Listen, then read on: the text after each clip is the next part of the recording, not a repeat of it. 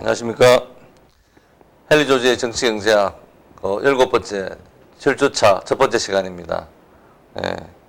7주차로 이렇게 일단 그 진보와 빈곤을 통해서 본 헨리 조지의 정치경제학 강좌를 일단 마무리하려고 합니다. 그 저번 시간까지 그 지대 모델을 중심으로 그 물질적 진보가 일어났을 때 그 임금과 지대와 임금과 이자를 가르는 지대선이 그 하향하는 지대의 비율이 커지는 일반적 운동 경향이 있다. 그 상황에서 그걸 저지하는 가장 기본적인 방법은 토지를 공유 재산으로 하는 것이다. 토지는 재산이 아니지만 공동의 커먼 프로퍼티로 하는 것이 최선의 방법이다. 그 실질적인 내용은 지대를 사회가 만든 가치인 지대를 공공 목적으로 사용한다. 공동 목적으로 사용한다. 사회 위주 비용으로 사용한다라는 것이 해결책이라고 결론을 내렸습니다. 또 구체적으로 봤을 때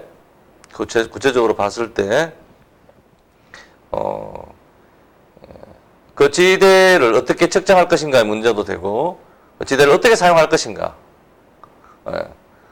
완전 경쟁 상태에서 지대 공유제 사회가 되었다라고 가정했을 때 물질적 진보가 일어나는 그런 상황에서 지대의 비중이 커지는데 그 지대를 어떻게 사용할 것인가.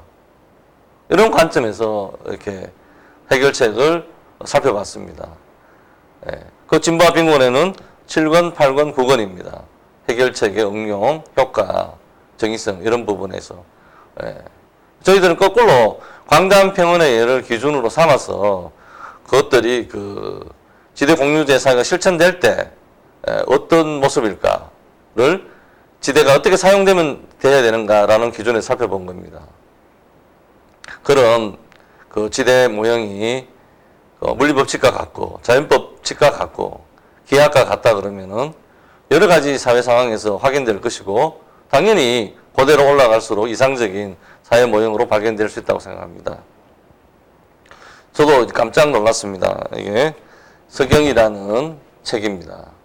사서상경의 어떠미 서경입니다. 그 중국 우리 동양 고대 문화의 핵심이 사서상경이고 그 어떤가는 책이 서경이라고 합니다. 이 서경에 나오는 오늘 그 모델을 제가 제시하고 설명할까 합니다.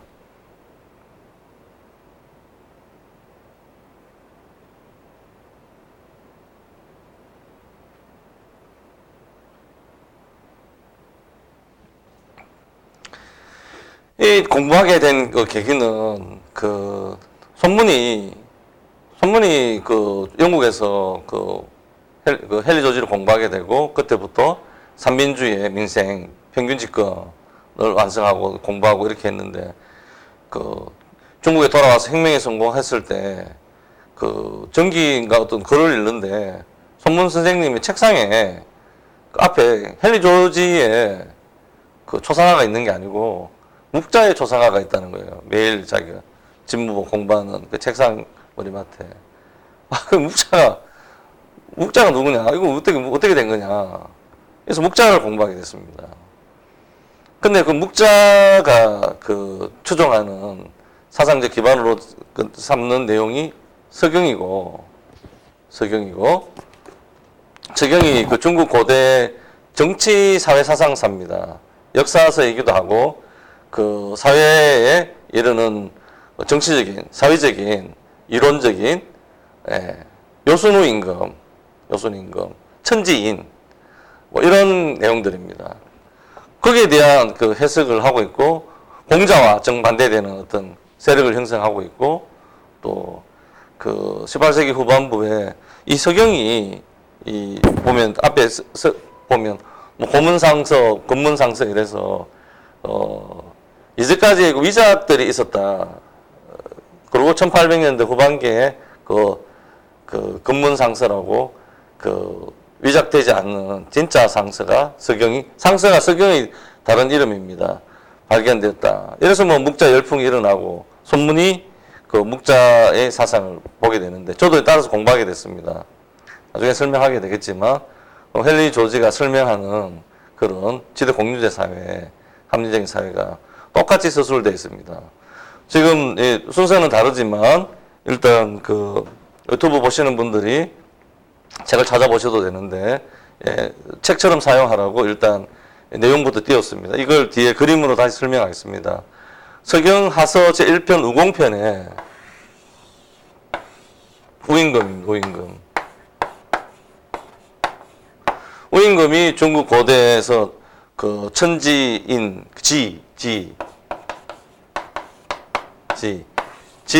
지리를 완성시킨 임금으로 해석하자면 지대 공유제 사회를 설계하고 실천하신 분입니다. 제가 오늘 지금부터 설명하겠습니다.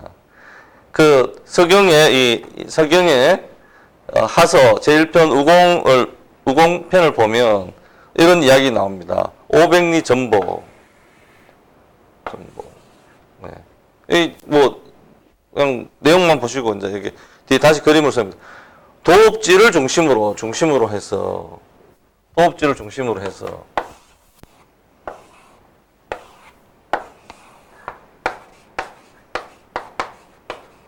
네, 중심지 나왔습니다.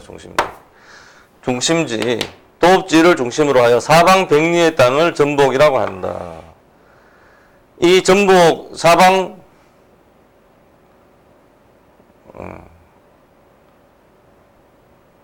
오백리 번역이 잘못됐습니다.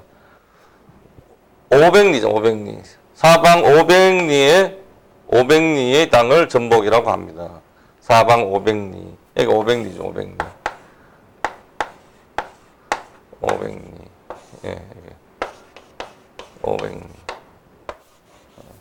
여기까지를 전복이라고 한다. 부세라고 했습니다. 부세라는 게 이 부라는 게 토지세입니다. 지대입니다. 다음에 다시 설명하겠습니다. 백리안의 그 토지세는 몇 달을 바치게 하고, 그 다음 백리안은 이삭을 바치게 하고, 그 다음 세 번째 백리안은 집과 수염을 딴 나달을 바치게 하고, 그 다음 네 번째 백리안은 찢지 않은 나달만, 점점점 가공을 많이 한 상태로, 제일 끝에는 살을 바치게 한다. 이에 대한 해석을 시도해 보려고 합니다. 네, 이 토지세를 납부하는, 공물로 납부를 하는데, 제일 먼 곳에 있는데 살을 내게 하고, 가까운 데에서는 째로 이렇게 납부한다라고 이렇게 되어 있습니다. 이걸 어떻게 해석하는가에 문제가 있습니다. 직관적으로 수송비와 관련이 있다. 라는 걸 알 수 있습니다. 수송비. 네. 수송비를 어떻게 부담하느냐. 그 다음 500리. 이게 더 큰 모양이에요. 이게 아주 더 큰 모양입니다. 그 다음 500리를 후복이라고 한다. 전복 밖의 사방 500리 땅은 후복이라고 한다. 이게 전복이고요. 이건 후복이라고 합니다. 여기서부터 지방자치입니다. 제후국들이 있습니다. 제후국. 백리안 경대부라고 한다. 귀족들, 중앙 관료들인가요? 귀족인가요? 그 다음에 남작들. 그 다음에 제후들. 여기 보면, 여기는 중앙 관할지고, 여기는 제후들.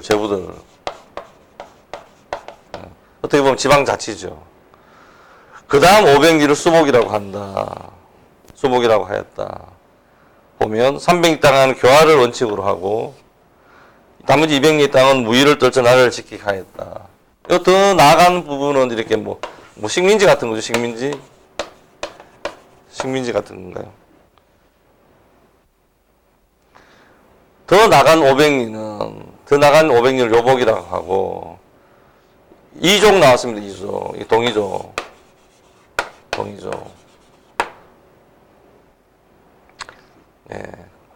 나머지 200리에다 가벼운 제한 기형물은 체이다. 마지막 500리는 황벽이라고 하고, 야만족 나왔습니다. 만족을 살게 하고 나머지 200리 땅은 중재인을 기하면 유형지다. 이게 이 중심지를 기준으로 500리씩 이렇게 그레이드를 나누는 겁니다. 1, 2, 3, 4, 5 이렇게 그레이드를 나누어서 이 500리 안에 여기는 그 100리마다 나눠서 하여튼 부세를 납부하는 방법을 이야기하고 여기는 지방자치고 식민지고 이민족이고 기양 부리는 땅이고 이렇습니다.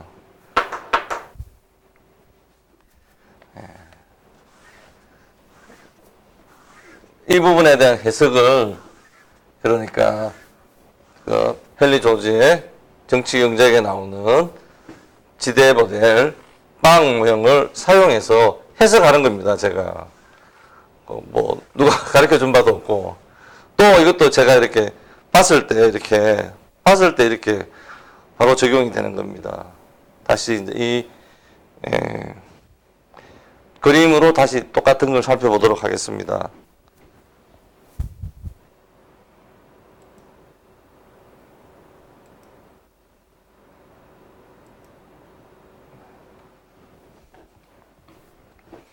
금방 그 서경 하서 공편에 나오는 내용을 그림으로 옮긴 겁니다.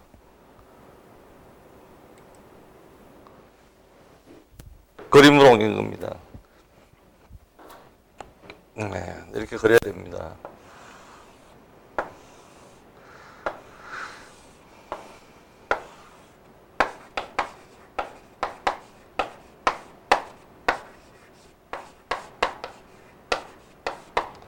중심지가 도읍지입니다. 도읍지. 여기입니다.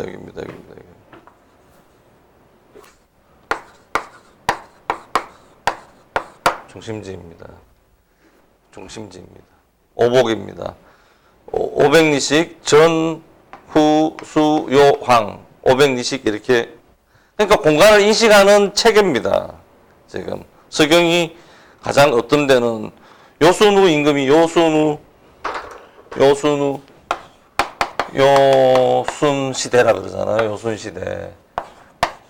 이것도 참 공자 일파들은 요순 시대라 그럽니다. 묵자 일파들은 요순우 시대라 그럽니다.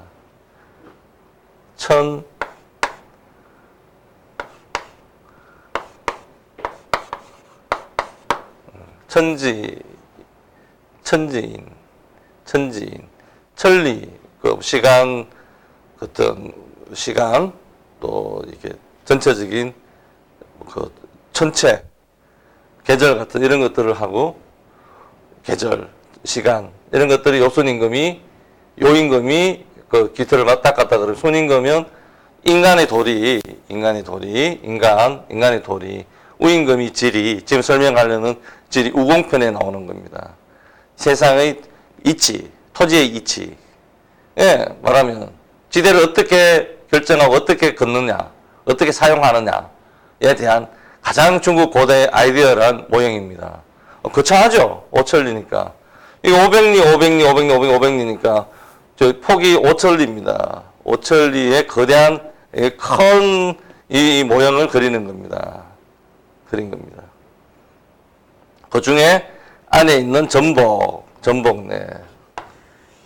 전복이 핵심적인 거고, 전복 안에 이렇게, 이 오복을 이렇게 전복, 후복, 수복, 여복, 황복, 이렇게 5그레이드로 나누고, 전복은 토지세를 직접 납부하는 것이고,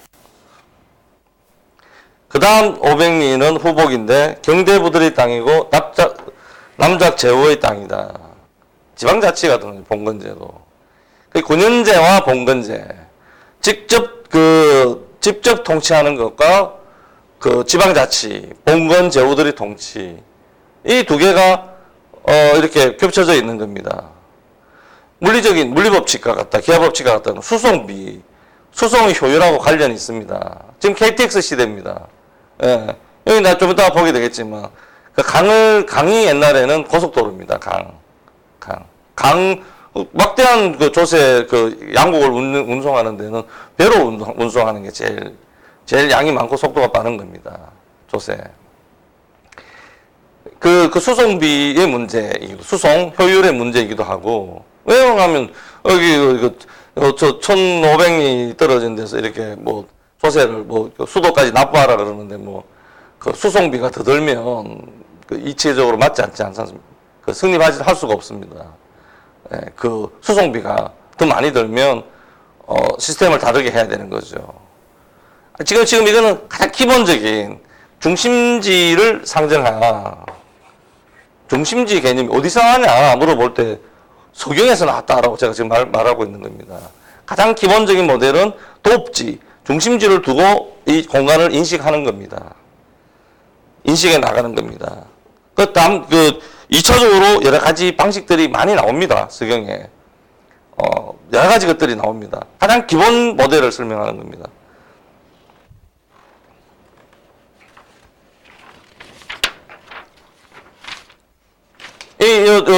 본건 제후국이고, 여기는 다른 이족들, 우리, 동이족들이 여기 사는 거고, 한족 중심이거든요. 운임금이.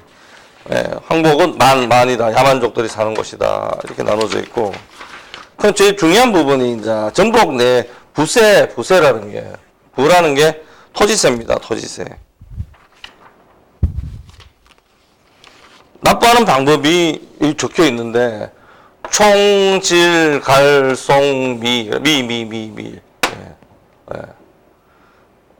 제일 가공이 많이 된 쌀. 예, 500리 상당히 멀지 않습니까? 500리. 예, 금수강산 3천리, 그러니까 500리, 3천리. 금수강산 3중 5천리네, 5천리. 우리는 금수강산 3천리인데. 500리 바깥에 있는 지배 중에 그 조세를 당연히 운송한다는 것은 이 중심지, 도읍지로 운송한다는 뜻이 있습니다. 기본적인 모델이 그렇습니다. 물자의 교환, 화폐경제, 수송, 교환, 그 시장경제가 발달하게 되면 기본적으로 모든 물자는 중심지에 모였다가 다시 배분되는 그런 형태를 갖습니다. 예, 그럼 뭐 점수를 매겨도 되고 그렇게 가정해도 되고 실제로도 그렇습니다. 실제로도 그렇습니다. 일단은 다 중심지에다 모아졌다가 다시 나가게 됩니다. 근데 그 수송비를 고려하면 수송비가 이거는 하나의 기준이고, 기준. 네? 기준을 공부하는 겁니다, 지금. 기준. 운송비를 고려해서 운송비가 가장 적게 드는 형태로 멀어질수록 운송비가 적게 드는 형태로 했다. 이 운송비를 누가 부담하느냐? 이런 문제가 있습니다. 이건 더 깊은, 저도 책을 사놓고 보지만, 여러 가지, 도량형이라든가, 수송비, 조세를 운송하다가 사고 났을 때 어떻게 처리한다. 또 하다가 중간에 빼돌려가 먹었는 사람들을 어떻게 처리한다. 조선시대도 다 해당되는 건데, 조선시대 때 조세 운송할 때 태풍이 쳐서 배가 물에 빠졌다. 안 그러면 중간에 사기를 치는 거예요. 무게를 속이기도 하고, 조세를 거둘 때, 중앙관리가 내려서 걷는데, 운송을 하는데, 할 때 수송비까지도 덤튀기 씌우고, 여러 가지 사건들이 조선 왕조실록에 짱떡 나옵니다. 운영의 문제도 있죠. 그러니까, 수송비를 누가 부담할 것인가. 그런 문제도 있습니다. 기본적인 원칙은, 제가 결론부터 말씀드리면은,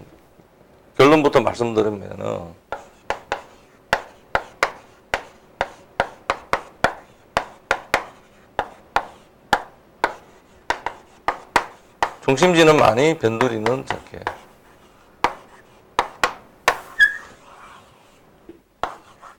이게 원칙입니다. 부세의 원칙입니다. 근데 현실에서는 거꾸로 되는 경향이 있습니다. 부세를 바치는데, 물론 완전 도읍지 안에서는 비생산 인구들이, 아시죠? 지적 생산 노동의 근로자들이 사는 거죠. 정상적으로 말하면. 무의도식하는, 불로소득하는 그런 사람들이 아니고, 지배계층이 진짜 지적노동, 우임금은 너무 일을 많이 하셔가지고 다리에 털이 없었다. 이런 게. 너무 돌아다니고, 이렇게 물속에 많이 돌아다니고, 치수정책을 하느라고 그랬기 때문에, 예. 가만히 있지를 못하는 거죠. 일을 너무 많이 하신 거지. 예. 그리고 정신노동이라는 게 육체적 노동이 못지 않습니다. 힘듭니다. 정상적인 사회 상태에서는. 근데 하여튼 중심지에서는 조세를 많이 내고 변두리에는 적게 낸다. 이게 뭐 대원칙입니다. 좀 이따 살펴보겠습니다. 예. 이럴 때 이제 하여튼 여기 수준에서는 운송비를 어떻게 할 것인가. 이런 아주 기초적인 모델이 아주 기초적인 모델이 오복입니다. 오복. 중심지 도읍지를 두고 5가지 그레이드로 그 5가지 복을 나누고 500리씩 나누고 그 안에 있는 중심지와 가까운 500리 양쪽 1000리 정도의 직접적인 그 지배 그 사회 시스템 안에서는 그 5그레이드 100리씩 나누어서 수송비를 고려한 토지세입니다. 원래 세금이라는 게 없습니다. 부라는 게 토지세밖에 없는 거예요. 중국 고대에 보면. 세금은 그 일반 세금들은 나중에 생기는 겁니다. 나중에 생기게 됩니다. 좀 더 살펴보겠습니다.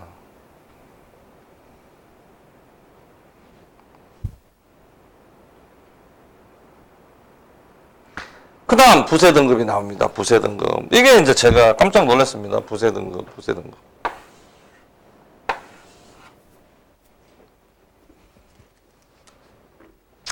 리카르도의 지대로래. 토지의 비옥도 나옵니다. 토지의 비옥도를 통해서 그 차액이 지대라는 것들을 공부하게 됩니다. 그리고 그런 식의 교과서밖에 한 적이 없습니다. 조선시대 역사를 공부해도 토지 등급밖에 나오지 않습니다. 이 부세 등급은 나오지 않습니다. 18세기 후반에 그 금문상서라고 그 서경에 위조되지 않는 부분이 발견돼서 서경에 대한 가치가 확고히 높아졌습니다. 그전에는 물론 이게 반대파도 있겠지만 그 지배계층 위주의 조작된 서경의 내용들을 18세기까지 조선시대 때는 전부 위조가 들어가 있는, 전부 다 위조는 아닙니다. 위조가 상당 부분 들어가 있는 서경을 가지고 과거 시험 치고 세종대왕도 공부하고 그랬습니다. 정약용 씨도 공부하고 그랬습니다. 그런 그 조선시대 때 왕이나 선비들이 공부하던 서경에는 부세 등급이 없습니다. 부세 등급이. 잘 모릅니다. 토지 등급만 있습니다. 그래서 조선시대 때 토지 제도는 부세 등급이라는 게 없습니다. 제가 여러 가지 찾아봤는데 그 흔적 같은 거는 찾을 수가 있겠는데 이렇게 명시된 건 없습니다. 더 중요한 겁니다.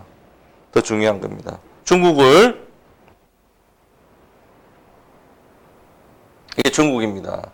이 사진을 확대하는 바람에 이렇게 너무 줄어들어 버렸는데 이게 중국입니다. 이게 산동반도고 중국입니다.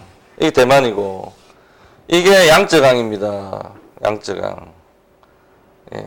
이 양쯔강이고 양자강이고 이게 황하입니다. 황하. 예.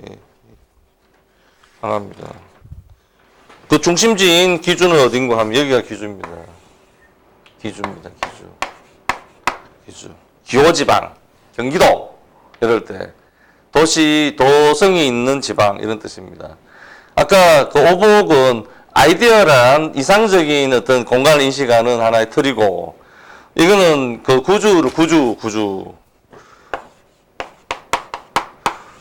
구주도라고 이게 유명한 지도입니다. 이 바둑판처럼 돼 있죠. 이게 구주라는 거는 중국 이때 고대 문명에 이때 그 실제 하는 것들의 그 여러 가지 공동체를 9개의 공동체로 나눈 거고 그 구주의 그 도로망, 수로망 이런 것을 통일시킨 사람이 우임금이라는 겁니다. 우임금.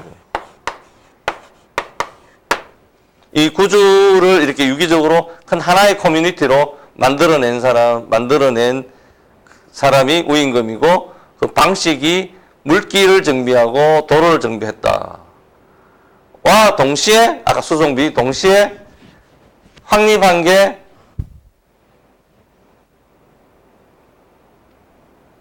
고대 이래로 내려오는 부세제도를 정돈한 겁니다. 정돈한 겁니다. 정돈.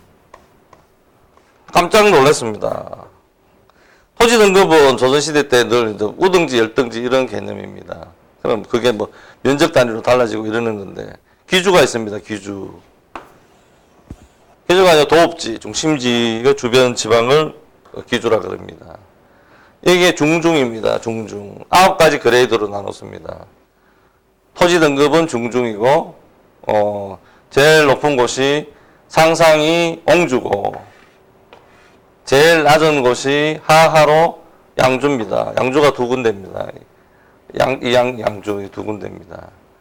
이런 것들이 조선시대에 적용되는 겁니다. 연분 9등급으로 나눌 때도 있고, 6등급으로 나눌 때도 있고, 이거하고 매년 토지의 그 풍경을 살펴가지고, 풍년이다, 흉작이다, 이렇게 나누는 게 있습니다. 이러는 것들이 그 폐단이 많습니다. 기준을 세울 수도 없고, 조사하는 관리에 따라서 막 그 자기들 그 맘대로 됩니다. 맘대로. 네, 부세 등급이 있습니다. 부세 등급. 토지세, 지대세. 기주가 상상입니다. 네. 저는 이제 이런 모델, 이 모델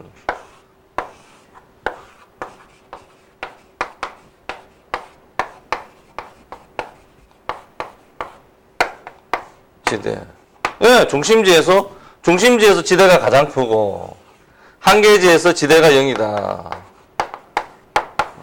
이런 모델로 이 커뮤니티, 세상과 사회를 인식하는 겁니다. 바로 연결이 됐습니다. 기주가 상상이죠. 부세 등급이. 중심지에서는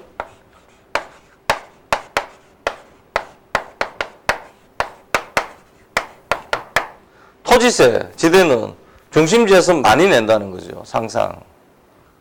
제일 하하가 연주입니다. 연주고, 하중이 이 양주고, 이 양주입니다. 지도를 통해서 한번 보겠습니다.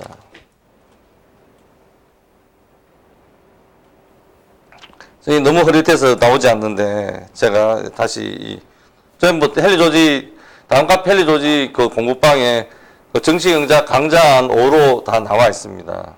여기가 기주입니다. 기주입니다. 아까 하하인 양주가 여기입니다. 양주입니다. 양주.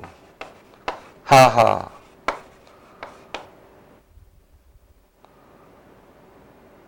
하상인 양주가 여기입니다. 하상, 양주. 양주가 두 군데입니다. 이게 형주입니다. 형주. 이게 황하죠. 황하. 네. 도읍지는 황하 중류에 있는 겁니다. 황하 중류에 그 중심지가 성립한 겁니다. 황하의 중간 정도의 기주가 성립한 겁니다. 이게 도읍지입니다. 중심지입니다. 중심지. 제일 먼 게 수로를 달리해서 제일 바깥에 있는 이 세 지방이 이 기주에서 제일 먼 곳입니다. 주로 이 조세는 이런 이 수로망을 따라서 형성되기 때문에 이런 곳이 3, 4, 5 여기 하나 더 있습니다. 여기 하나 더 있습니다. 1, 2, 3, 4, 5, 6, 7, 8, 9 기주 아니죠. 9개 맞죠? 여기 없죠. 9개. 9개입니다. 그죠? 이렇게 되는 겁니다. 규주를 중심으로 이게 상상이고 여기 등급들이 있고 제일 먼 양자강 아래쪽에 있는 데가 하중, 하상이 되는 겁니다. 그렇습니다. 이걸 통해서 제가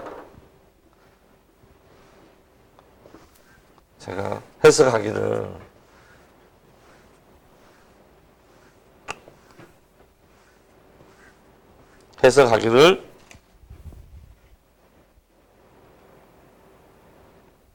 부세 등급을 해석하기를 기주가 상상이다. 하하, 연주와 양주가 하하다.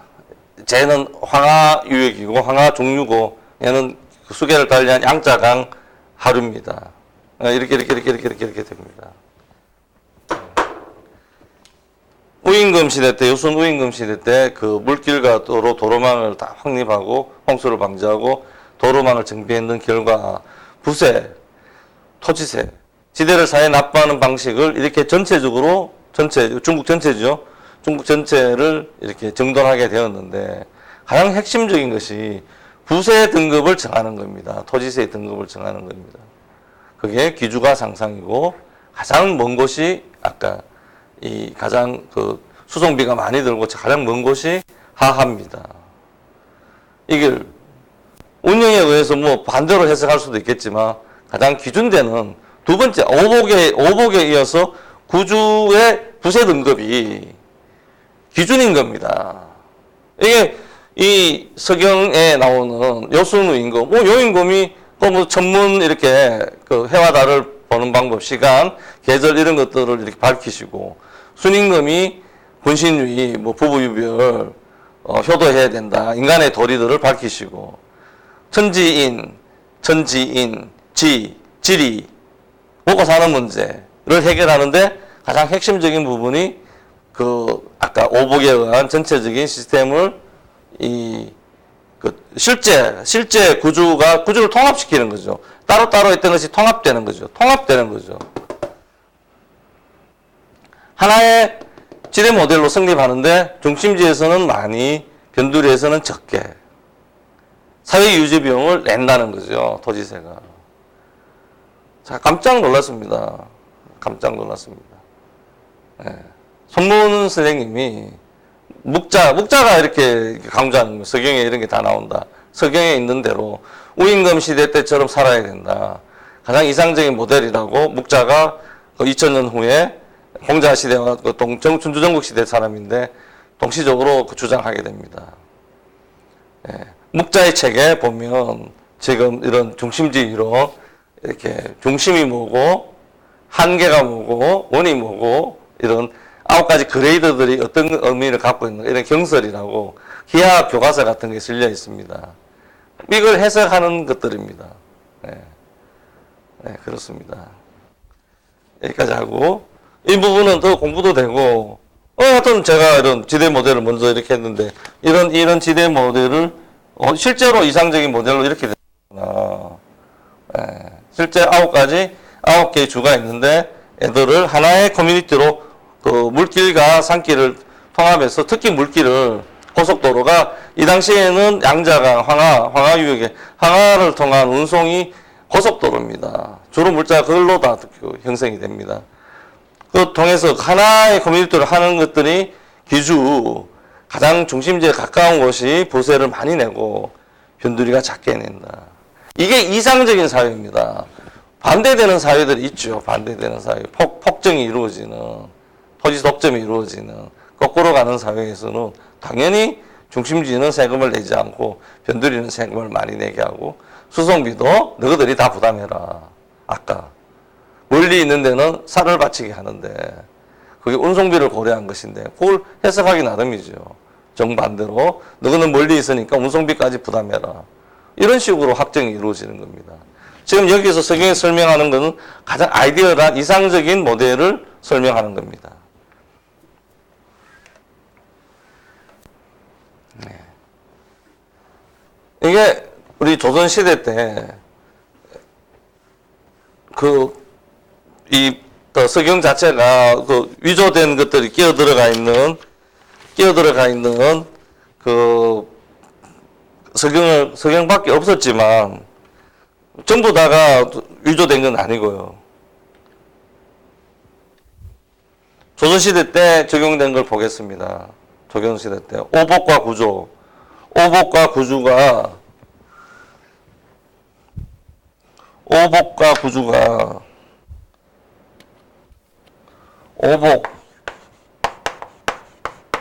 오복과 구주 부세제도 부지요.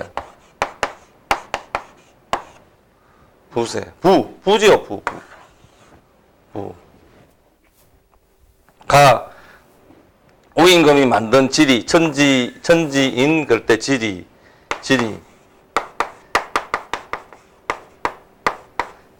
지리. 중심지는 많이, 변두리는 작게. 지대를 자유유지 경비를 묻는 거죠. 그 부세 제도는 어떻게 직접 반영하지 못했겠지만 우리나라의 팔도입니다. 팔도. 조선시대 때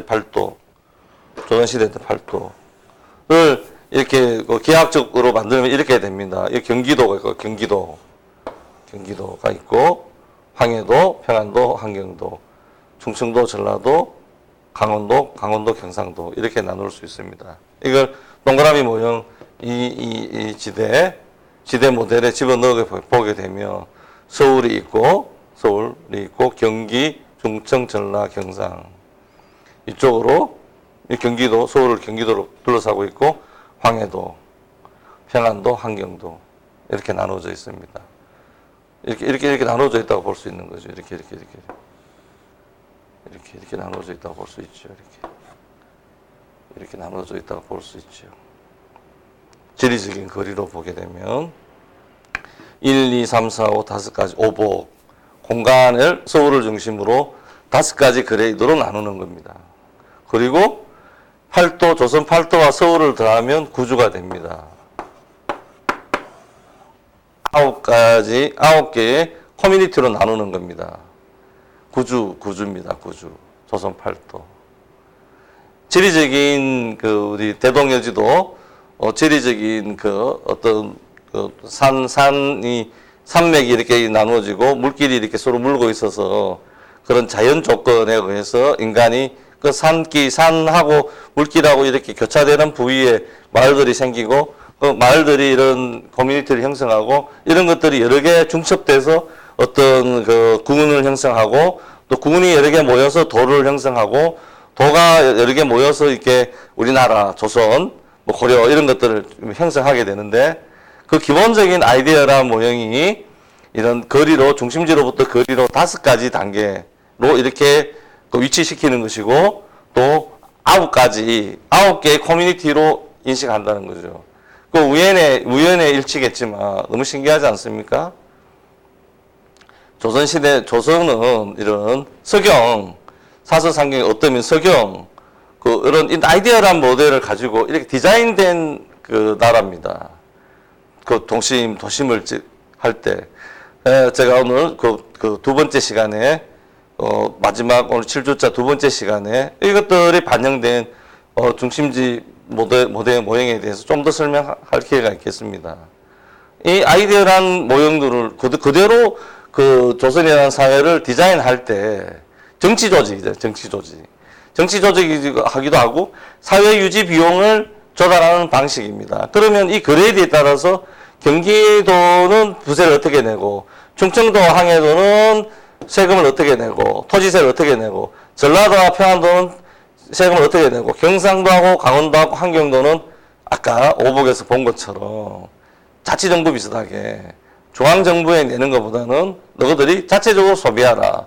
이런 토지세를 내는 데 대한 방식들이 정해지는 겁니다.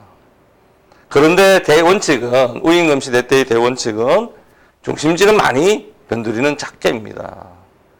물론 이게 양이 아니라 교환가치, 토지 가치가 높기 때문에 그렇지만 이 원칙이 지켜졌을 때 태평성대가 되고 정반대로 멀리 떨어져 있는 너희들이 수송비를 물어라. 예? 우리는 서울에 살기 때문에 세금을 적게 내겠다. 예. 변두리에 있는 너희들이 다 내라. 가고로 갈 때 이제 이 밀란이 생기고 반란이 생기고 문제들이 생기는 겁니다. 예. 중심지는 많이, 변두리는 작게라는 모형이 물론 이 높이가 낮습니다. 그렇지만 요순우 임금 때 벌써 수레가 발견됐는데 폭이 높이가 1m가 넘습니다. 다 교환 경제입니다. 그 당시에 다 화폐, 지폐, 오음 같은 지폐, 동전 이런 것만 사용되는 거 진짜 고가의 거래를 하는 거는 다 지폐였어요. 오음. 처음부터 지전이에요, 지전. 오음 같은 거예요. 막대한 물량이 교환되는 겁니다. 교환되는 걸로 통해서 어떤 정가 이익이 생기는 게 지대입니다.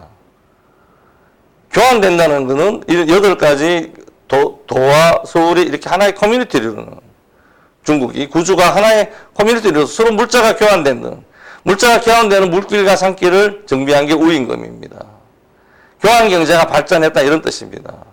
그 교환 경제가 발전함에 따라서 생기는 토지 가치를 중심지에서 많이 내고 변두에 적게 냅니다. 이걸 가지고 조선 팔도를 이루는 도로를 닦고, 조선시대도 도로 공사하고 다 그 돈이 들고 그렇게 돈이 드는 거죠. 물자가 들어갑니다. 그 공무원 시스템을 유지하고, 그런 사회를 유지하는 시스템에 사용되는 사회 유지 비용을 조달하는 방식인 겁니다. 오복과 구조를 통해서 공간을 디자인하고, 이것들이 이 부세 원칙, 이게 굉장히 중요한 겁니다, 이게. 이 서경에 나오는 부세 등급이라는 게 기주가 상상이다라는 게 굉장히 중요한 겁니다. 이것들이 조선시대 때 없어지는 거죠. 없어진 거지. 예, 공자. 이거는 다른 기회에 제가 설명, 당연히 묵자의 그 어떤 정치 사상이나 사회 사상은 헨리 조지와 같습니다. 똑같습니다. 지금 제가 설명하고 있지 않습니까? 사회를 이런 아이디어란 이렇게 디자인하는 겁니다. 이 내용이 그 상당 기간 서경에 반영되지 못했고 건문상서에 이렇게 포함돼서 발견이 되고 제가 이렇게 해석하고 있는 겁니다. 네.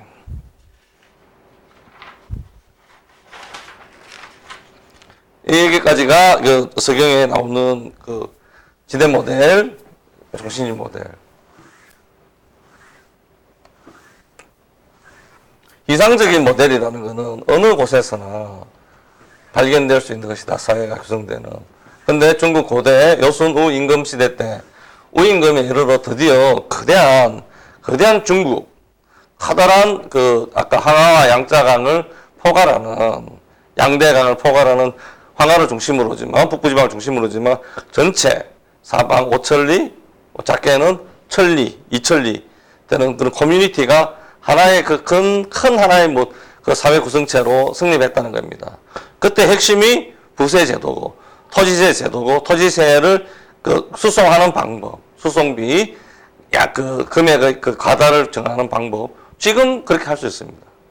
지금 우리나라를, 그 중심지와의 거리, 수송 거리를 따라서 5가지 단계로 나누고, 또 9가지 지방으로 나누어서 9가지 단계로만 토지세를 매겨도 충분합니다. 어떻게 보면.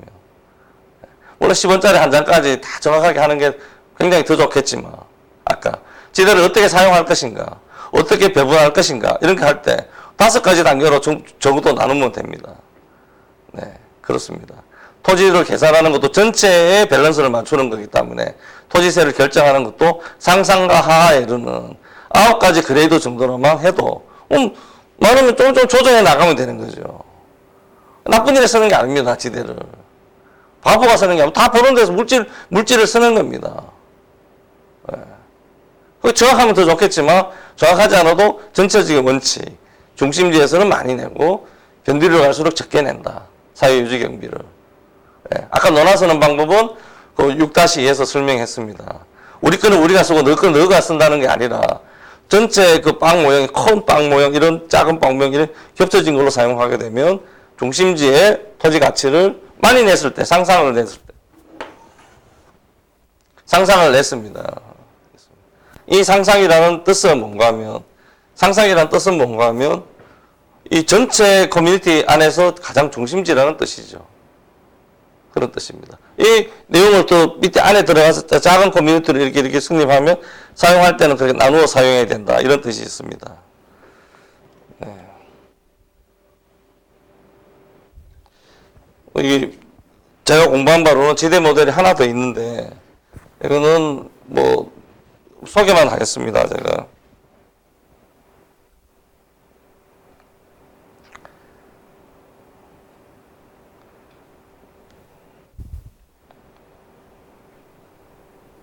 소개만 하겠습니다.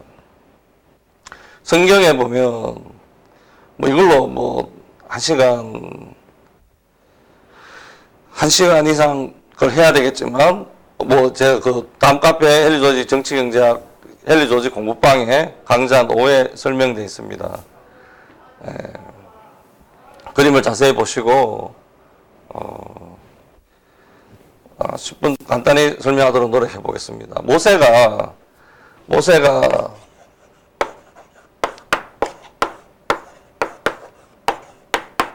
출애굽합니다. 출애굽 이집트죠. 이집트. 그래서 가나안 땅으로 가게 됩니다. 유명한 겁니다. 레위기. 모세 오경에 나오고 레위기에 주로 나옵니다.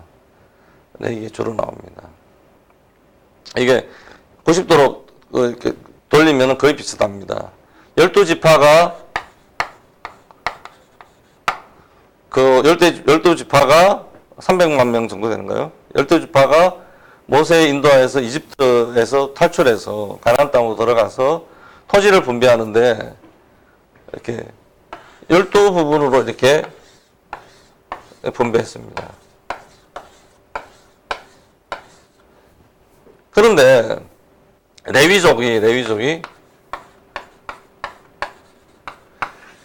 토지를 분배받지 못했습니다. 왜냐? 이 레위족은 공무원, 닭이 제사, 하나님에 대한 제사를 담당하고 야훼 하나님에 대한 제사를 담당하고 공무원 역할을 합니다. 이 레위족은 토지를 분배받지 못했습니다. 그리고 요셉에 대한 그 족속이 두 개로 갈라져서 토지 분배받는 것은 12부족이 됩니다. 13부족이 되는 건데, 토지 분배받을 때는 레위족이 빠지고 그 큰 부족 하나가 두 개로 갈라져서 따로따로 받습니다.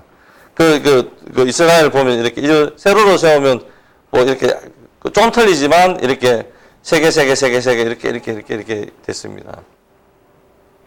그리고 그 레위족은 주택은 받았는데 주택지는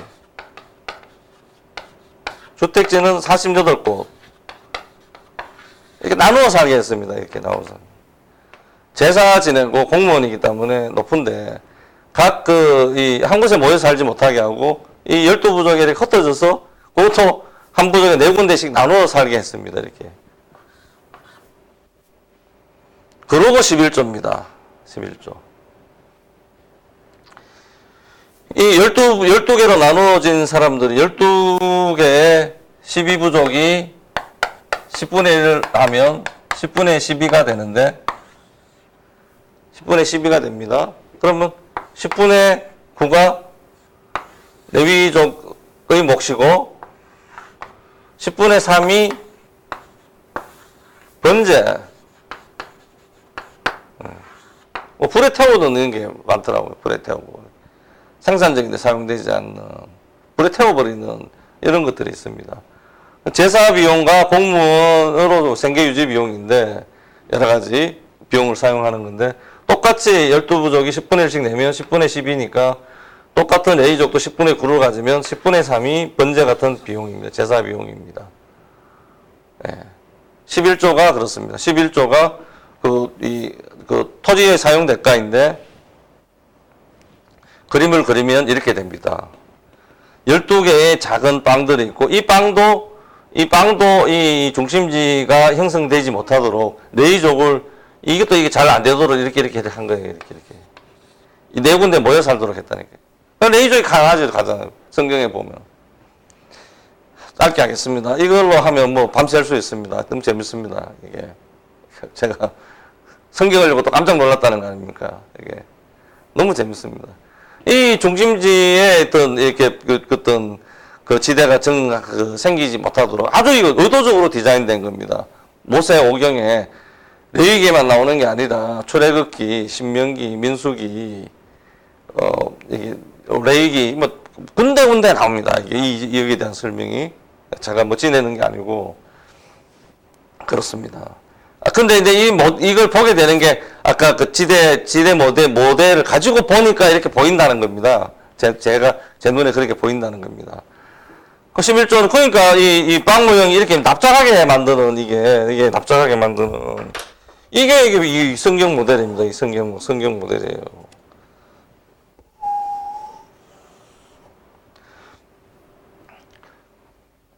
평다. 절대평등. 절대평등이 절대평등.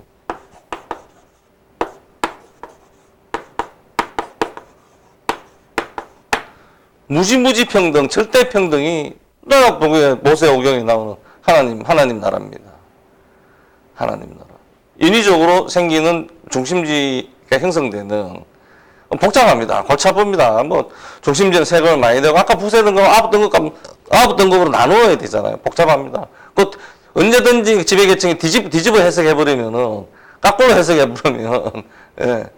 그런 게 역사적으로 많죠. 그 맨날 뭐 밀란이 일어나고 너희는 너희대로 살아, 우리는 따로 살겠다, 독립하겠다, 반란이 일어나고 막 뒤집어 엎어지고 늘 그런 이게 흥망성쇠가 유지되는 겁니다. 그걸 미리 막으려고 그러면 이렇게 평평하게 빵을 납작하게 짜부러들은 게 딱 똑같이 만든 절대평등. 그게 11조입니다. 그렇지만 이래도 중심지가 생기기 때문에 생기지 않을 수 없습니다. 교환경제가 일어나면. 당연히 여기도 열도부족이 들어갔다는 거는 목적할 때는 따로따로 놀지만 열도부족이 농경지에 어떤 정착된 생활을 한다는 거는 서로 교환경제가 생기는 겁니다. 그게 문명의 발전입니다. 따로따로 평등하기 위해서 따로따로 그럼 그거는 이제 반대로 생산력이 후퇴되는 원시 상태로 가는 성경은 그렇게 해석할 수는 없습니다. 그렇지 않습니다. 그래서 이런 작은 이런 지대들이 생깁니다. 이런 문제들이 있죠. 문제들이 있습니다. 바알 사상, 이집트의 사상, 극단적인 지대를 개인이 가지는 아까 벨기에 6-2에 설명했습니다. 벨기에 레오폴드 왕이 콩고를 자기 개인 이름으로 등기한 것 같은 그런 게 이집트죠. 이집트. 막대한 손목을 잘라서 레오폴드 왕이 그 돈으로 유리궁전을 만들고 무슨 건물 그 제국주의 형식의 건물들을 막 지어서 이렇게 지금도 벨기에 가면 남아있다는 거예요. 예? 그 이집트 피라미드, 진시 황금 같은 게 다 어디서 생겼겠습니까? 다 지대에서 생겼죠. 이런 것들이 한 번에 성립하지 못하도록 이렇게 나누어버리고 납작하게 만든다는 거죠. 그건 성경의 역사를 보게 되면 남북국 시대가 됩니다. 남북국 시대 그렇습니다. 드디어 왕을 세우게 되죠. 예. 유대는 이런 11조, 이런 상태를 유지하려고 납작한 11조 형태를 가게 되고, 이스라엘 남국입니까? 남국은 왕을 세우게 됩니다. 왕을 세우게 된다는 게 중심지를 가지는 거죠, 중심지.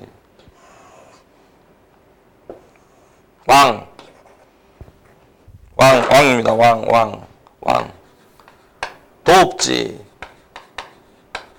중심지를 갖게 됩니다.